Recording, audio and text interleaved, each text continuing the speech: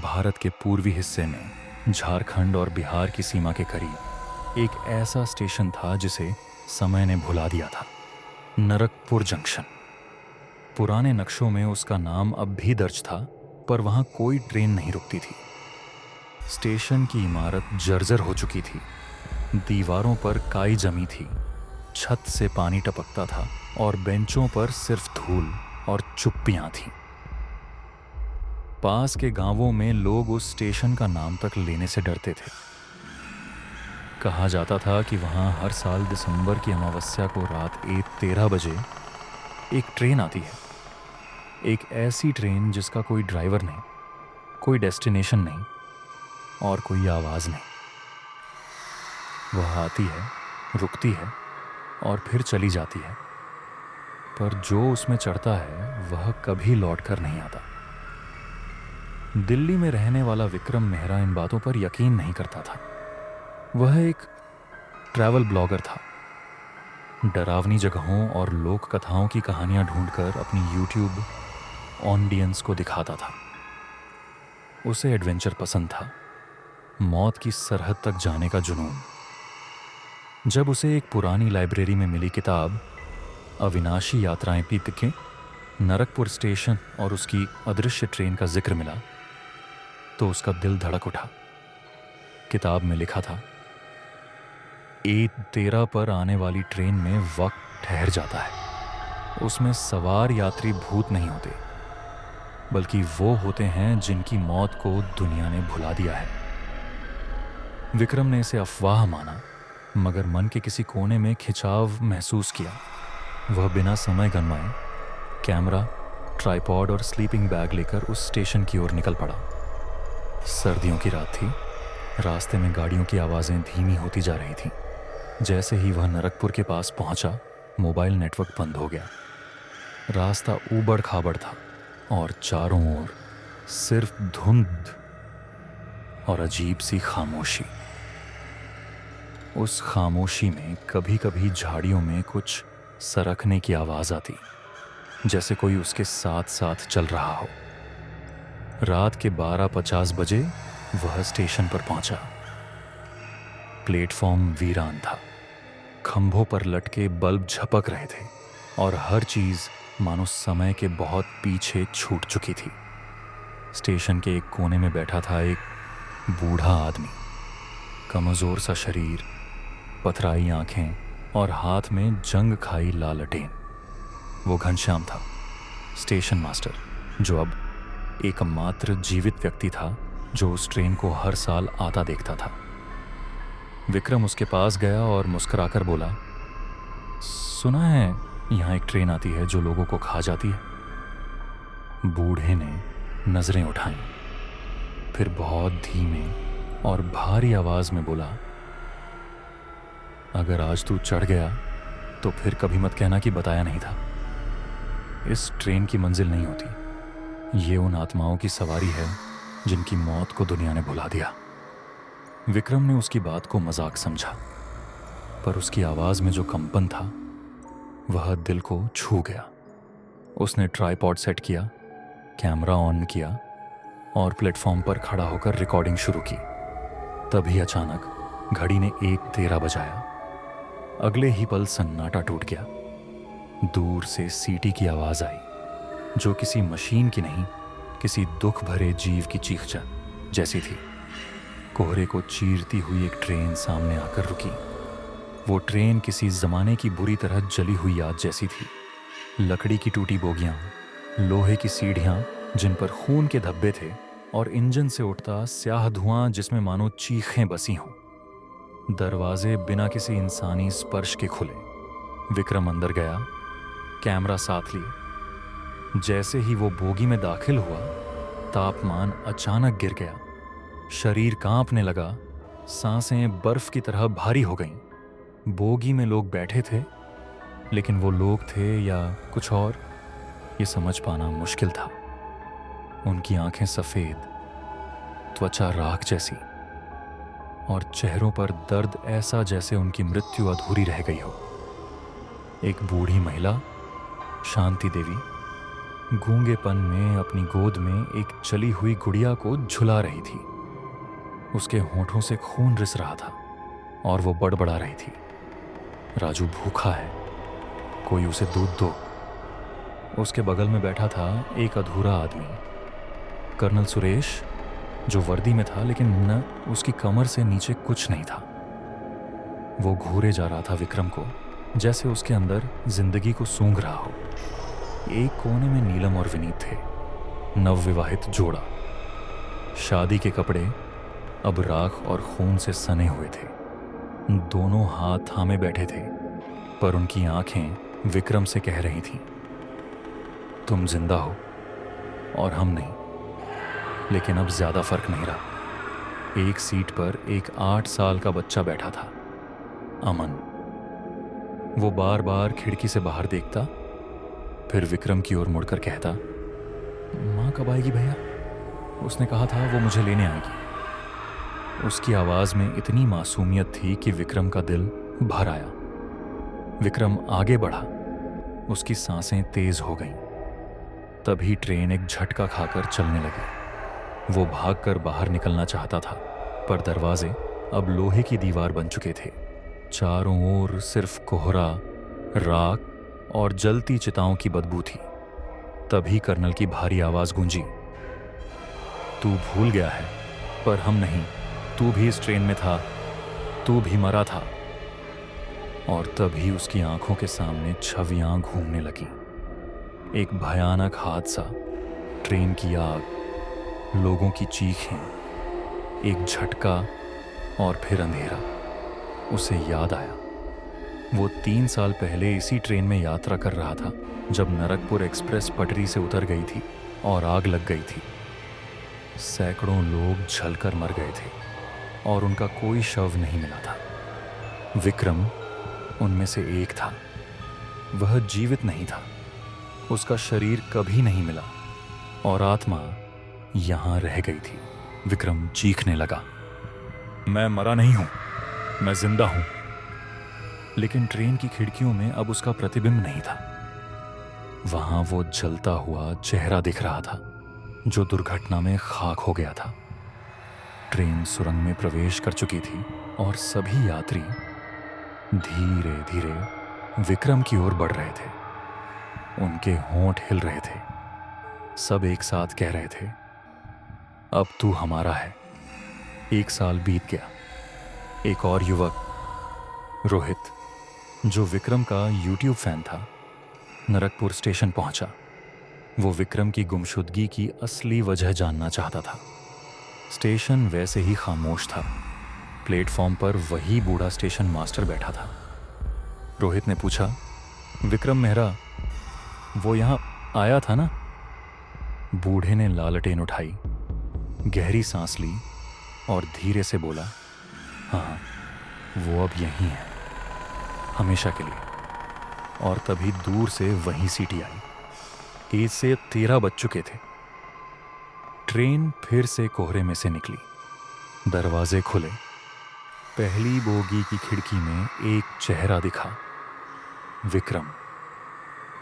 उसकी आंखें अब सफेद थीं, चेहरा निर्विकार, और होंठों पर एक मुस्कान थी जो जीवन से नहीं, मौत से उपजी थी। रोहित की रूह कांप उठी जब उसने विक्रम को ट्रेन की खिड़की से झांकते देखा। वो चेहरा अब वैसा नहीं था जैसा उसके व्लॉग्स में दिखता था।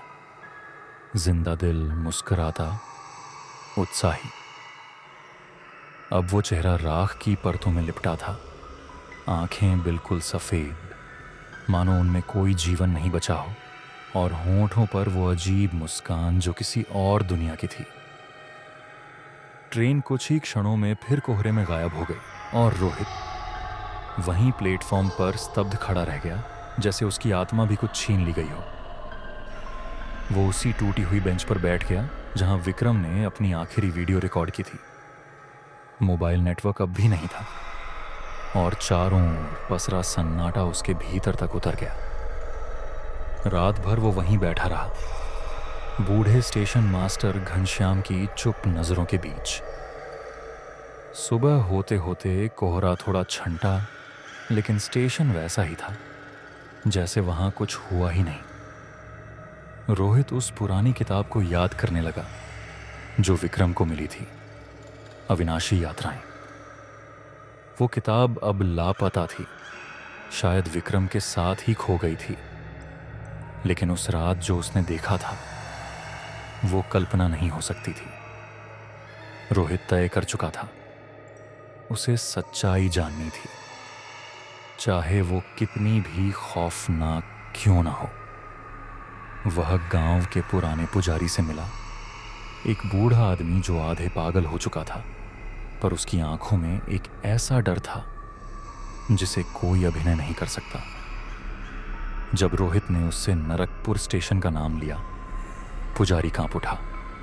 उसने थरथराती आवाज में बताया कि 50 साल पहले एक बहुत बड़ा हादसा हुआ था। नरकपुर एक्सप्रेस, जो उस समय एक तेज और आधुनिक मानी जाती थी, अचानक अपने रास्ते से भटक गई और एक सुनसान जंगल में जाकर पटरी से उतर गई। ट्रेन में सवार 213 यात्रियों में से 187 की मौत जलकर हो गई। बहुत से शव पहचान में नहीं आए। उस रात को अमावस्या थी और कुछ यात्रियों ने बताया था कि ट्रेन के चलने से पहले उन्होंने स्टेशन पर एक अजीब सी औरत को देखा था। लाल साड़ी, खुले बाल और हाथों में जलता दिया।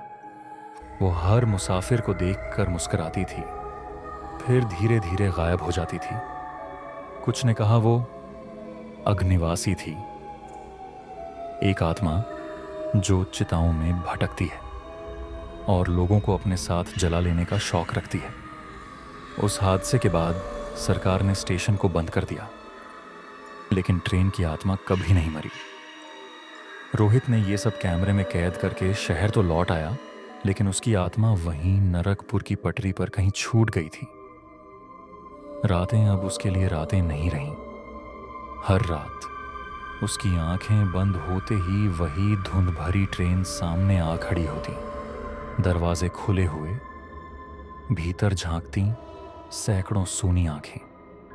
कुछ अधजली, कुछ सड़ चुकी, और बीच में खड़ा था विक्रम, झुकी गर्दन, राख सा चेहरा और होठों पर एक भयावह मुस्कान जो मानो कह रही हो, अब तुम भी हमारे हो गए हो।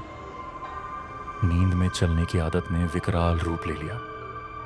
उसकी मां ने कई बार रोहित को घर का दरवाजा खोलते देखा, जैसे कोई अदृश्य ताकत उसे बुला रही हो। वो बड़बड़ाता रहता, ट्रेन आ गई है, मुझे जाना है। विक्रम इंतजार कर रहा है। धीरे धीरे उसकी आंखों के नीचे गहरे काले गड्ढे उभर आए, जैसे रातों की नींद ने उसका साथ छोड़ दिया हो। उसकी त्वचा अब वैसी नहीं रही, जैसे आग की लपटों ने उसे भीतर ही भीतर जला डाला हो। फिर एक दिन वो बिना किसी को बताए गायब हो गया। बस उसकी डायरी खोली पड़ी थी, जिसमें आखिरी पंक्तियां थीं, मैं लौटूंगा नहीं, ये मेरी मर्जी है। मैं अब उनका हिस्सा बन गया हूं और अब मैं अधूरा नहीं हूं। उसी रात ठीक 1:13 पर नरकपुर स्टेशन पर सीटी की धीमी पर रहस्यमयी आवाज गूंजी। स्टेशन मास्टर घनश्याम, जो अब खुद एक जीवित प्रेत बन चुका था, प्लेटफॉर्म के किनारे खड़ा रहा, जैसे किसी अनदेखे देवता की आरती कर रहा हो। जैसे ही ट्रेन की बोगी धुंध से बाहर निकली, उसकी खिड़की से 2 चेहरे झांक रहे थे, विक्रम और अब रोहित। दोनों की आंखों में जीवन नहीं था, पर वो मुस्कुरा रहे थे। वो मुस्कान एक आम मुस्कान नहीं थी, उसमें बुलावा था, साजिश थी और शून्यता की ऐसी गहराई थी जो सीधे रूह तक समा जाए। कई महीने बाद नैना आई, रोहित की वो दोस्त जो उसका सहारा हुआ करती थी। जैसे ही उसने स्टेशन पर कदम रखा, उसका दिल धक धक करने लगा। स्टेशन की हवा बर्फ सी नहीं, मौत जैसी थी, गाढ़ी, भारी और बेजान। घड़ी की सुइयां 13 पर स्थिर थीं, जैसे समय खुद भी इस जगह को छोड़ चुका हो। उसे वहां एक फटी हुई पुरानी डायरी मिली, किसी बच्ची की। उसके पन्ने खून के धब्बों से सने थे और उस पर जलने की गंध बाकी थी। डायरी में लिखा था, पापा ने कहा था हम पिकनिक पर जा रहे हैं, पर वो पिकनिक नहीं थी, वो नरक था। ट्रेन में आग लग गई, सब जल गए। मम्मी अब भी नहीं आई। मैं यहीं हूं पापा के साथ। हम सब यहीं हैं, ट्रेन में, हमेशा। नैना का कलेजा कांप उठा। उसके हाथ कांपने लगे और एक ठंडी छाया उसकी गर्दन के पास आकर थम गई। जब उसने पलटकर देखा तो कोई नहीं था, पर उसकी सांसें अब भी गर्दन पर महसूस हो रही। स्टेशन की जमीन पर अब भी उस रात के जलने के निशान थे। घड़ी की टिक टिक के साथ धीमे धीमे सिसकियों की आवाज आने लगी, कभी बच्ची की, कभी किसी बुजुर्ग की। और हर कुछ देर में रेल की पटरियों पर एक अदृश्य ट्रेन की गति महसूस होती थी, जैसे लोहे की रगड़ और चीखों का मिला जुला संगीत हो। नैना भागने लगी, लेकिन पैर भारी हो चुके थे। स्टेशन की जमीन अब उसकी टखनों तक पकड़ बना रही थी। नैना जान चुकी थी कि अब वो लौट नहीं सकती। जैसे ही उसने स्टेशन से भागने की कोशिश की, जमीन ने उसे और कस कर पकड़ लिया। पैर की नसों में कुछ चुभने लगा, जैसे लोहे की जंग लगी कीलें अंदर घुस रही हों। उसने चिल्लाने की कोशिश की, मगर उसकी आवाज़ जैसे किसी ने निगल ली हो। सामने की पटरी पर से फिर वो ट्रेन आती दिखाई दी, पर अब वो ट्रेन नहीं, एक धधकती चिता थी। कोयले नहीं, उसमें शरीर जल रहे थे। बोगियों की खिड़कियों से बाहर झांकते चेहरों के जबड़े खुले हुए थे। आंखों में सिर्फ राख थी और वे सब एक साथ बड़बड़ा रहे थे, हम अधूरे हैं, हमें पूरा कर, हमारे साथ चल चल चल चल। नैना की आंखें फटी की फटी रह गईं। उसे महसूस हुआ कि उसकी पीठ पर किसी ने हाथ रखा है। वो पलटी और वहां पूजा खड़ी थी, वो बच्ची जिसकी डायरी उसने पढ़ी थी। मगर अब वो बच्ची नहीं रही थी। उसकी त्वचा झुलसी हुई थी, आंखों से खून रिस रहा था और हाथ में टूटी हुई गुड़िया लटक रही थी। उसकी मुस्कान में कोई मासूमियत नहीं थी, वो केवल पागलपन और पीड़ा से भरी एक याचना थी। पूजा ने कहा, तुम मेरी मम्मी जैसी लगती हो, क्या तुम मेरी मम्मी बनोगी? प्लीज प्लीज मेरे साथ चलो, हमें छोड़कर मत जाओ। और इससे पहले कि नैना कुछ कह पाती, उसके पीछे से बोगियों का दरवाजा खुला। वहां रोहित और विक्रम खड़े थे, मगर अब वे इंसान नहीं थे। उनकी त्वचा गल चुकी थी, शरीर से धुआं उठ रहा था और दोनों की गर्दनें अजीब सी कोण में मुड़ी हुई थी। फिर एक स्वर गूंजा, किसी और की नहीं, नैना की अपनी आवाज। वो पटरी के नीचे से आ रही। मैं नैना हूं और मैं अब घर नहीं जाऊंगी, क्योंकि मेरा घर अब यही है। स्टेशन की घड़ी में हल्का कंपन हुआ और सुइयां हिलने लगी। 1:13 के बाद पहली बार घड़ी ने टिक किया और घड़ी की सुइयां घूमती चली गईं।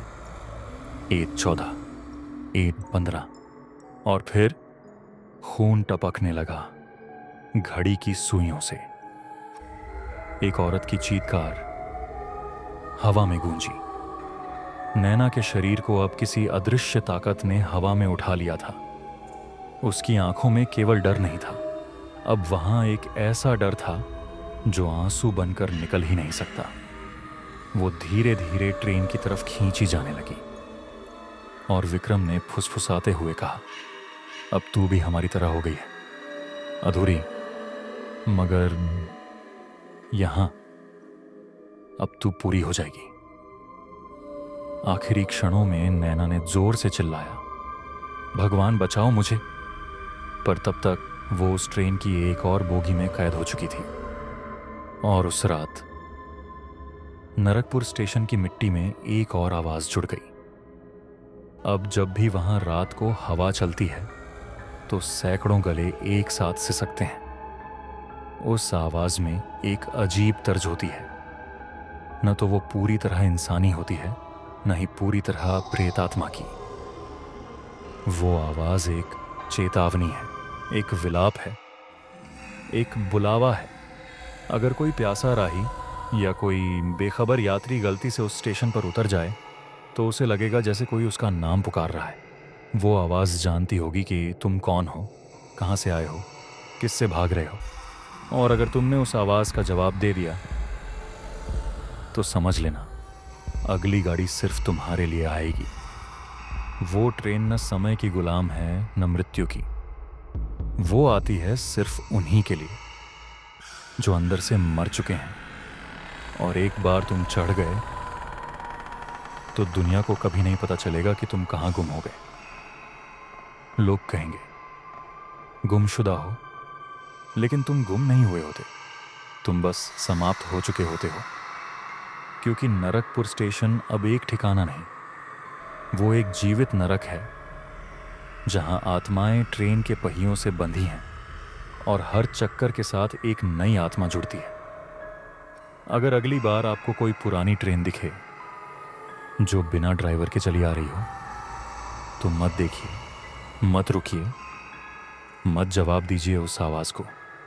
क्योंकि अगर आपने देखा तो अगली बोगी में आपकी सीट आरक्षित हो चुकी है।